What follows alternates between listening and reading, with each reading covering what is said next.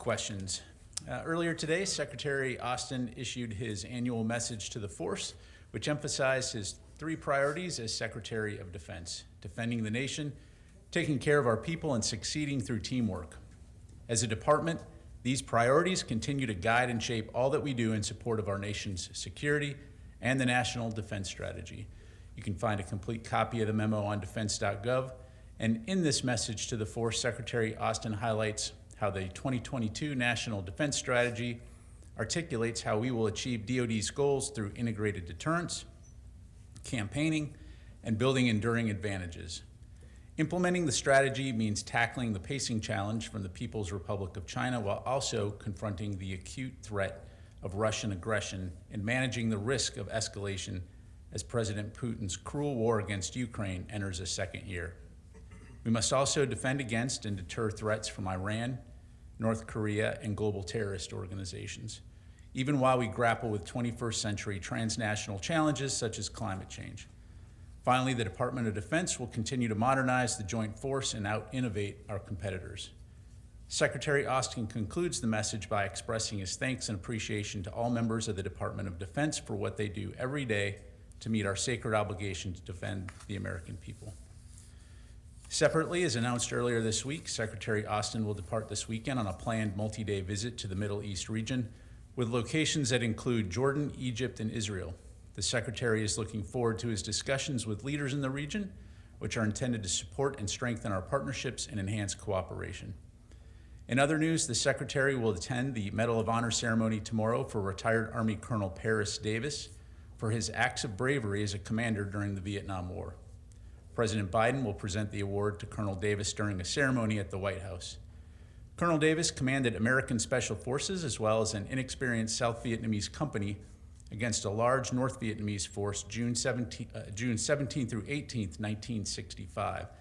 The Medal of Honor event will take place at 11:30 a.m. at the White House, and the Army will subsequently conduct a Hall of Heroes induction ceremony on March 6 at 10 a.m. in the Pentagon Auditorium, with remarks by the Secretary of Defense, Secretary of the Army, and Chief of Staff of the Army. Finally, Army leadership will unveil the Army's new brand campaign, at the National Press Club in Washington, D.C. on Wednesday, March 8th, from 9 to 9:45 a.m. Eastern Time in support of service recruiting and retention efforts.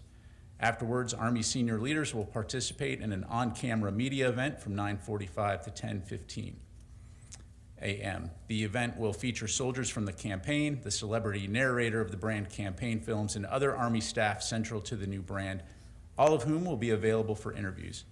Transportation to the event will be provided to members of the Pentagon Press Corps departing from the river entrance at 8 a.m. and will return immediately following the event. And a bus will be available for all Pentagon Press Corps. Please contact Army Media Relations for additional information. And with that, we'll get to your questions. We'll start with Lita, AP. Thanks, Pat.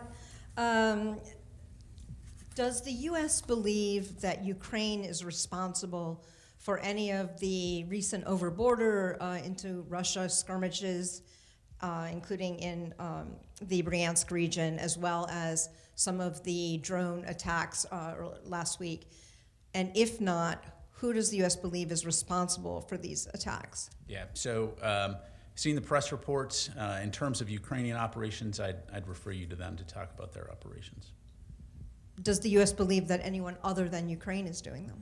Again, I'd refer you to Ukraine to talk about their operations. I cannot corroborate those reports in terms of what we've seen in the press, but yeah. Have you seen any indications that Russia is doing it themselves? Again, I don't have any information to corroborate either way on that. Thank you. Go over here, Travis. Thanks, Pat. Thank you. Last week, the Independent Commission on Suicide released its recommendations, and part of those recommendations were more restrictions on the purchase and the storage of firearms on base. Does the Secretary plan on implementing those recommendations? So we're reviewing all of the recommendations that were provided. I don't have anything to announce today in terms of what specific steps we may take. But again, once we do get to the point of announcing those, we'll be sure to keep you in the loop. Can you give us any sense of the timeline for a decision or maybe an announcement? I can't at this point. Thank you. Go to Janie and then Bobby. Thank you, General. I have two questions. The United States is discussing with South Korea to purchase additional ammunition from South Korea. Are there any other weapons purchases beside ammunition? So, Janie, I don't have anything new to announce beyond what we've talked about previously. As you know, the United States has been discussing with South Korea the possibility of purchasing ammunition from industry, from South Korean industry. But beyond that, I don't have anything new to provide. North Korea, you have probably seen this report too that North Korea has announced it is ready to target USFK bases in major city in South Korea. What is the Secretary Austin's reaction on this? Let me just make sure I understand your question. You're saying that North Korea has said they're going to target USFK bases? Yes. Again, I have not seen those reports. We've been very clear that we will continue to work closely with the Republic of Korea and our partners and allies in the region to safeguard not only the South Korea, but our own forces, as well as the allies and our partners in the region. I think we've been very clear that any type of provocative reaction or action will be dealt with appropriately, and we'll stay in close consultation, again, with our allies and partners on that. Because recently North Korea launched the Hwasong ICBM and also another very the dangerous rocket launchers. So after that, they announced that they will target 4 different U.S. bases targeted. So yeah. I hope you... Again, that type of rhetoric is irresponsible, destabilizing. But again, our focus is on preserving a peaceful, secure, and stable Indo-Pacific region, and we'll continue to work closely with our allies and partners toward that end. Let me go to Fadi. Thank you. Thank you, John. I have 2 separate questions. So the first one on the trip to, specifically by the Secretary to Israel, is considering the current tension, security situation, calls by Israeli cabinet member to wipe out Palestinian village, increasing in raids in different occupied Palestinian areas. How does the Secretary feel about the situation, and does he have a specific message to deliver to your Israeli allies? And then on the previous questions on the Ukrainian attacks across the border, especially in Belarus, I mean, tracking the weapon shipments to Ukraine is an issue here in the U.S. Are you able to say whether or not U.S.-made drones or U.S.-provided drones were used in the reported attack inside of Belarus?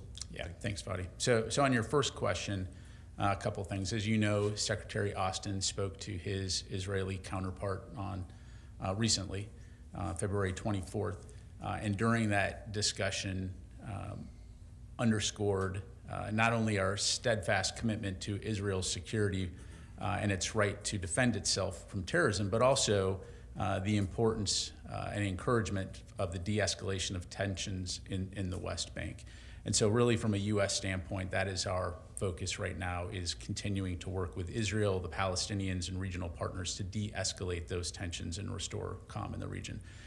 After our visit, I'm sure we'll have a readout to provide with more details. In terms of your questions about Ukraine and the alleged or reported drone strikes, a couple things. I have seen some press reporting from Russian officials, first of all, alleging that the U.S. was somehow providing information to enable these types of attacks.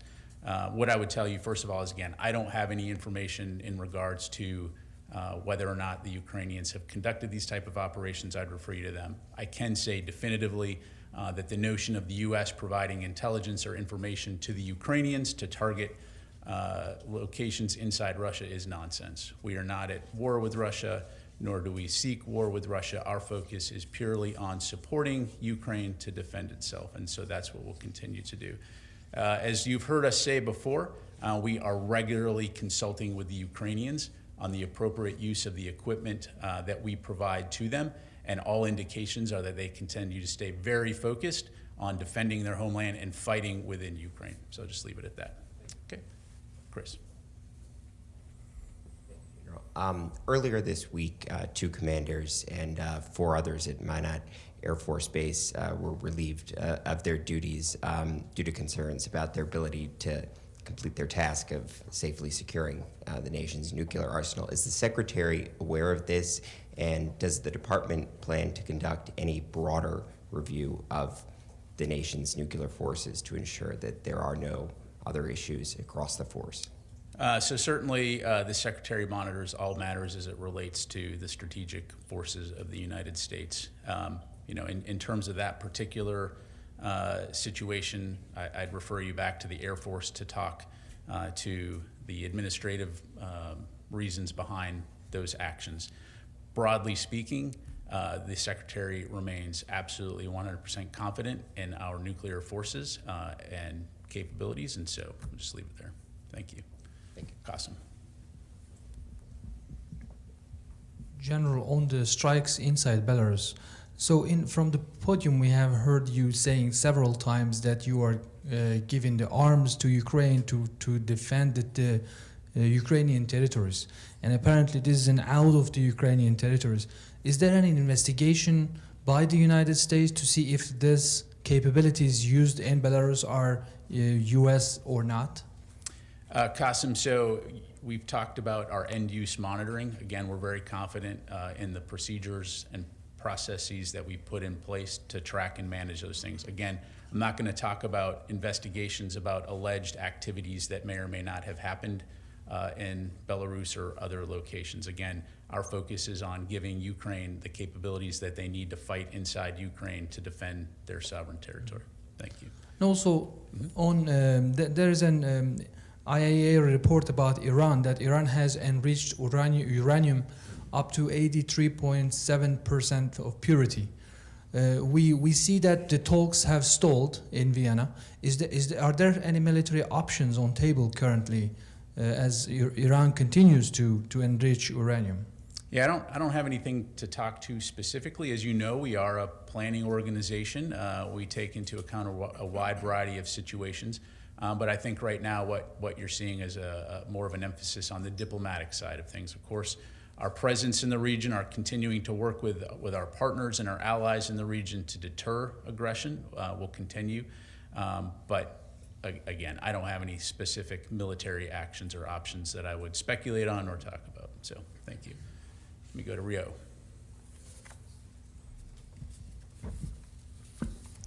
Thank you very much for taking my question. I want to ask you about the South China Sea. That there is a reporting that the US, Philippines, Japan, and Australia are planning a joint patrol in the South China Sea. So is this something the Pentagon is planning with allies in the region? And is this a response to China recently directing a military-grade laser at the Philippine vessel? I'll come back to your second question because I want to make sure I fully understand. On your first question in regards to joint patrols, I don't have any specific joint patrols to announce. I will say that we are heartened by the discussions that Manila is having with 2 of our closest allies in the region, Australia and Japan, on the topic of combined operational activities in the maritime domain. And so we're committed to expanding cooperation both bilaterally and multilaterally with allies, to include the Philippines, Australia, and Japan, that share our vision for a free and open Indo-Pacific. And then on your second question, I'm sorry. My second question was whether or not this potential joint patrol is a response to China recently directing a military-grade laser at Philippine vessel. Yeah, again, nothing to announce on that. I would say, broadly speaking, Rio, our activities in the region contribute to what we've talked about many times before, which is ensuring security, stability, peace throughout the region, working with our allies and partners to ensure that countries can continue to sail the international seas, fly the international airways and operate anywhere that international law allows. Thank you. All right, let me go back here, and then we'll come back over here. Thank you so much. My question is about China's invasion of Taiwan. On Tuesday at the House Armed Service Committee hearing, Undersecretary Colin Cole said he doesn't believe China will be ready to invade Taiwan by 2027. Is that a shared view in the Pentagon? Well, I think Dr. Cole's comments as the Undersecretary of Defense for Policy speak for themselves, so I won't have anything to add beyond what he provided. And separately, today, Senator Dan Sullivan at the event, he said many of the Biden administration officials, including Secretary Austin, agree that there is an imminent threat that China might invade Taiwan by 2027, as Indo-Pacific Commander Davidson said 2 years ago. Do you have a response to that? I'm sorry, I couldn't hear. Are you saying that Secretary Austin thinks that there's an imminent threat of an invasion of Taiwan? Yeah, so Senator said so, but I understand that Secretary Austin didn't say so, but do you have a response? He did not say it. He's been on the record just very recently saying, again, he does not see an imminent threat of invasion by China of Taiwan. But again, we're going to stay focused on supporting our allies and our partners in the region to deter aggression and preserve a free and open Indo-Pacific and peace and security and stability in the region. Thank you. Okay, let me go back over here. Thank you, General. I have two questions. One of them I follow with my colleagues. Chinese officials today said that they are oppose the recent U.S. approval of $619 million in military aids to Taiwan, saying that it violates the self-ruled island and raises tensions in the region. How do you respond on that? And do you have any concerns about any military escalation could be happened in the area?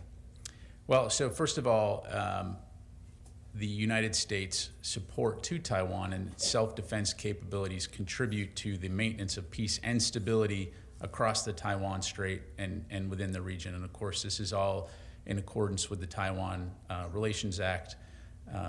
And as you highlight, this week, the Defense Security Cooperation Agency delivered congressional notification on the possible sales of F-16 munitions and related equipment to the Taipei Economic and Cultural Representative Office.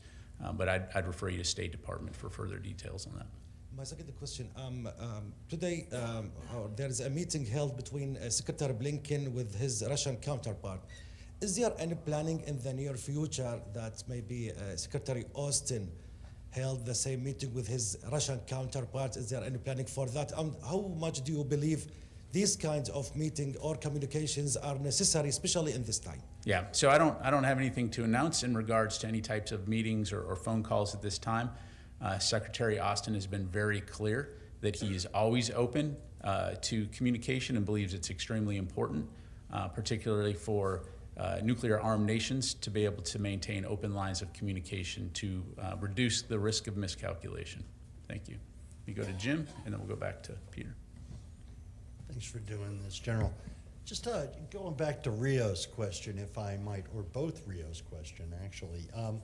The incidents with that China is doing these unsafe activities, are they becoming more brazen, more dangerous, and are they happening more often? What's the trend? What do you see in this? Thanks, Jim. There has been an uptick in terms of, particularly when it comes to the air of these types of activities. Secretary Austin personally spoke to his counterpart back in November when we were in Cambodia on this topic.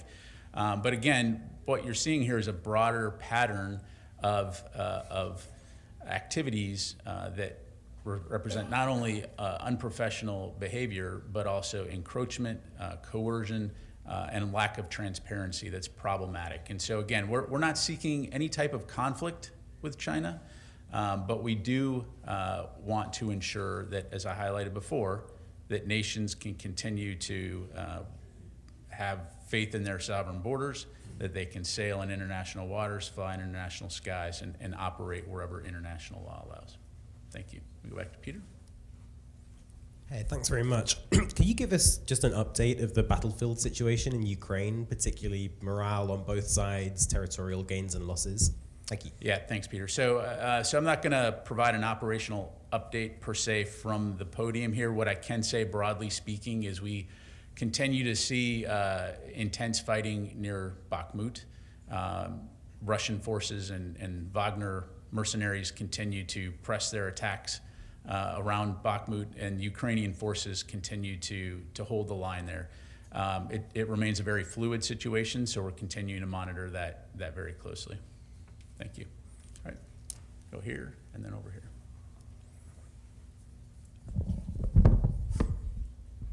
Yes, I have a question about China. So Blinken has stated that they have probably already sent non-lethal aid over there, which for dual use is some of it. Does non-lethal dual use also mean drones that you could buy off the internet, such as the DJ-1, I believe that China has? Yeah, so in terms of Secretary Blinken's comments, I'd have to refer you back to him for further clarification on that. Do you believe that they've sent already non-lethal aid over there? You said that Secretary Blinken said that Well, they... I'm asking you, do you think that they've already sent non-lethal? We do know that China and Russia share a economic relationship. So again, I don't have any specifics to provide in terms of the types of trade activity that they may or may not be participating in. Our focus, as we talked about earlier this week, is on preventing lethal aid from being delivered to Russia that could be used in the fight in Ukraine to kill Ukrainians. And so does dual use, can that also mean non-lethal drones that we can purchase off the internet? Again, I'm not going to speculate about what it may or may not mean. Thank you. We'll go back over here.